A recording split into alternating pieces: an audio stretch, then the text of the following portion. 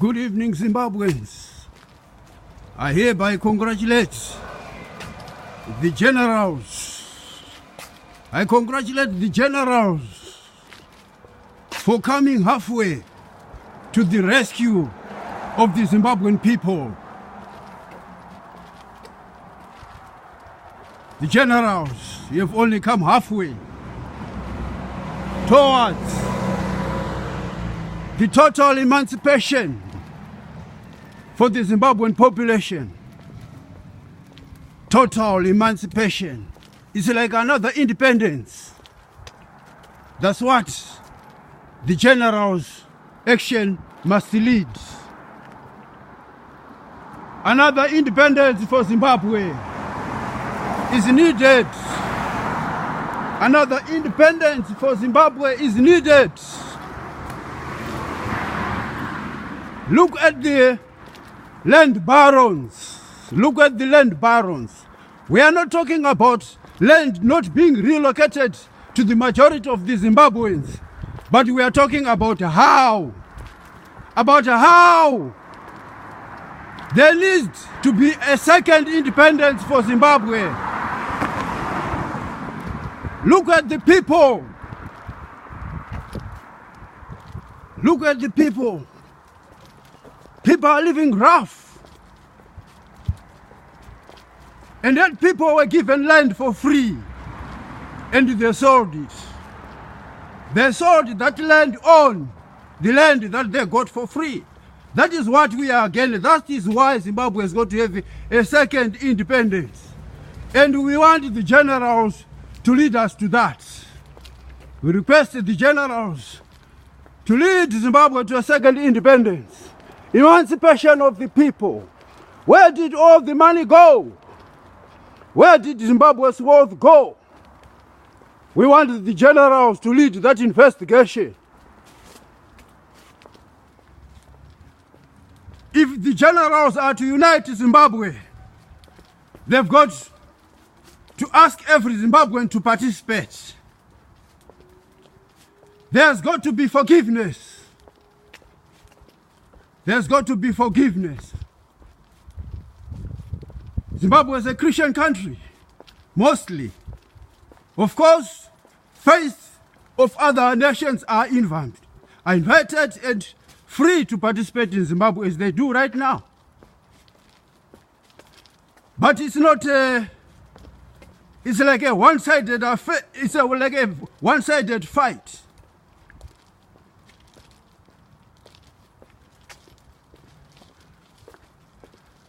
One-sided fight. That is the fight which was there in Zimbabwe. So the generals have got a duty, a very big duty, to emancipate the people for the second time. Make the people happy. Make Zimbabwe happy. Where did all the money go? Where did all the wealth of Zimbabwe go? The people of Zimbabwe are poor right now. Why? Because the rich got richer by every other means. The gap widened. Now is the time for the generals to emancipate the Zimbabwean people for the second time. If they are to unite the people, every leader must be recognized by their contribution. Every leader who contributed must be recognized. We've got a place called the Heroes Acre. The Heroes Acre. Reverend Abanik's story was told by Robert Mugabe that you are not a hero.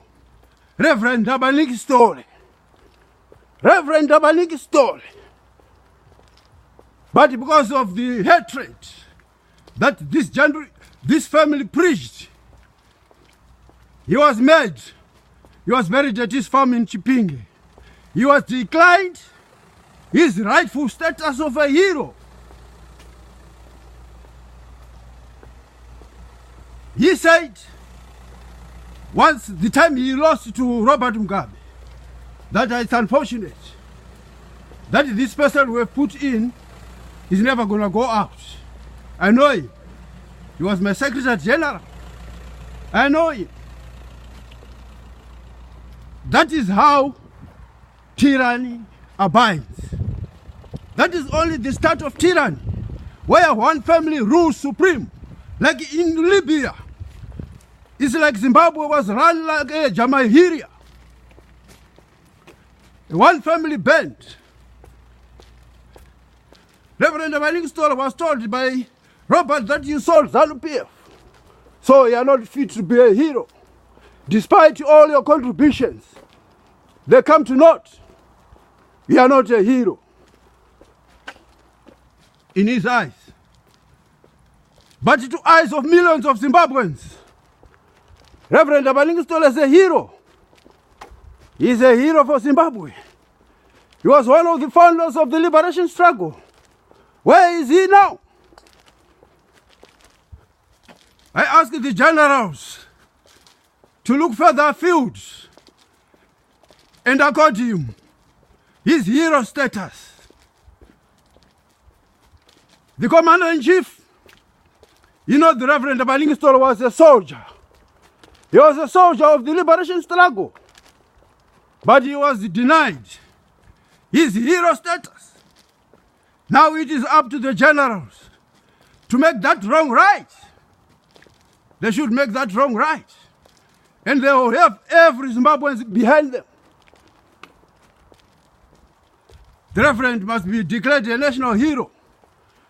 I believe it should be one of the first tasks of the new head of state to accord him his rightful place in Zimbabwean history. Join me, Zimbabweans, in campaigning for the Reverend Livingstone to be made a hero. Not because he should be made a hero, no. He was a hero. A hero whereby you wonder some of the people lying at hero status, at hero's acre. How did they attain that status, which was denied to Reverend Livingstone? Today was the happiest day of my life when I heard that people have had their cries answered. People who fought for the country were being made homeless. People who fought for Zimbabwe were being ousted. There was a coup. There was a coup in Zimbabwe where the liberation commanders were being outed. They were being ousted. Liberation heroes were being ousted. Ousted by G40 and the fake. The fake am I. The fake am I. I wish Joseph Maungwa was alive. I wish Joseph, my friend, Maungwa was alive. Because he knew the extent of the fakeness.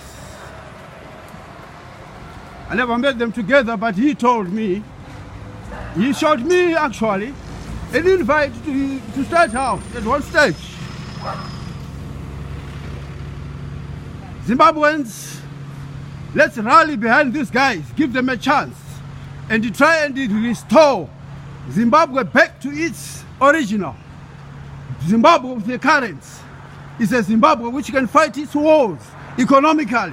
It's a Zimbabwe which can create industries. That's the only path this new regime should take us, where elections are open to every Zimbabwean. Every Zimbabwean, no matter where you are a Zimbabwean. You should be entitled to vote. These are some of the things they should be considering.